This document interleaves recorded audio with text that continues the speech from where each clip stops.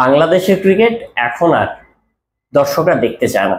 ফুটবলের যে গণজোয়ার চলছে বা ফুটবলের যে জৌলুস ফিরে এসেছে, তাতে বাংলাদেশের ক্রিকেট সামনে মানুষ আসলে দেখবে কিনা এটা নিয়ে এখন সংশয় তৈরি হচ্ছে। এমন প্রশ্ন অনেকেই বলছেন, অনেকেই সামাজিক যোগাযোগ মাধ্যমে সেটাই দেখাচ্ছেন। আমি যদি বলি বাংলাদেশ ক্রিকেট কি সেই জৌলুস হারানোর পথে রয়েছে কিনা, খুব একটা কিন্তু ভুল মনে হয় না আমি বলছি। কারণ বাংলাদেশ টিমে মুশফিক ছাড়া, মমিনুল ছাড়া, যদি স্পেসিফিক যদি পঞ্চপাণ্ডবের কথা বলেন, মুশফিক ছাড়া তেমন কেউ নেই, সবাই রিটায়ার্ড। এবং সাকিব আল হাসান এখনো তিনি রিটায়ারমেন্টের মধ্যেই আছে, যদিও তার রাজনৈতিক কারণ বা ব্যক্তিগত যে কোনো কারণের মধ্যে তিনি দলে নেই বা খেলছেন না। এমন একটা অবস্থায় বাংলাদেশের যেখানে ব্যাটিং ব্যর্থতা, জিম্বাবুয়ে আমাদেরকে হারিয়ে দিচ্ছে। সিলেট টেস্টের কথা যদি বলেন, ওপেনিং পার্টনারশিপ 38 রানে বাংলাদেশ গুটিয়ে যায়। 38 রানে বাংলাদেশের ওপেনার দুজনই নেই, মিডল অর্ডার ব্যাটাররা সেই ব্যর্থতা। আবারও সেই পূর্বের বাংলাদেশকে যে ব্যাটিং অর্ডাররা সবসময় ভুগাতে থাকে এবং বাংলাদেশের ব্যাটাররা যে ভুগেন, এবং জিম্বাবুয়ের সাথে এই দল নিয়ে জিম্বাবুয়ের এই দলকে তো আমরা বলে কই হারাতে পারি, সেই দলের সাথে এমন হতাশাজনক পারফরমেন্স। এবং মুশফিকুর রহিম সিলেট টেস্টে দুটো ইনিংসে তিনি 4 রান করেন, একবার 18 বলে, একবার 19 বলে। এভাবে যদি বাংলাদেশের পারফরমেন্স চলতে থাকে, বাংলাদেশ ক্রিকেট মানুষ ভাই আসলেই দেখবে না।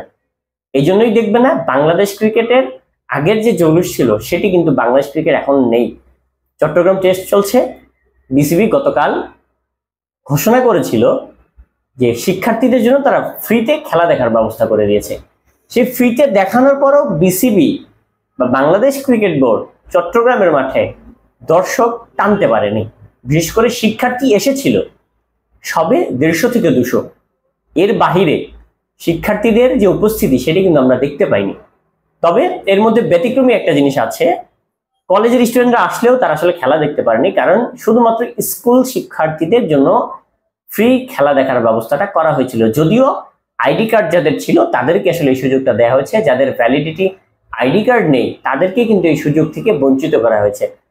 আমি যদি একজন সাধারণ দর্শক হিসেবে বলি, বাংলাদেশ ক্রিকেট যেহেতু এখন মানুষ অনেকটা অনাগ্রহ কিন্তু তৈরি হয়ে গেছে ইতিমধ্যেই, বাংলাদেশ ক্রিকেট কিন্তু অনাগ্রহের মধ্যেই চলছে যে আসলে খেলা দেখবে কি দেখবে না। এবং পারফরমেন্সের ভিত্তিতে বাংলাদেশের খেলা দেখার জন্য মানুষ এখন বসে থাকে যে হ্যাঁ ভালো ভালো খেলছে, আমি তাহলে আজকে খেলা দেখতে চাই।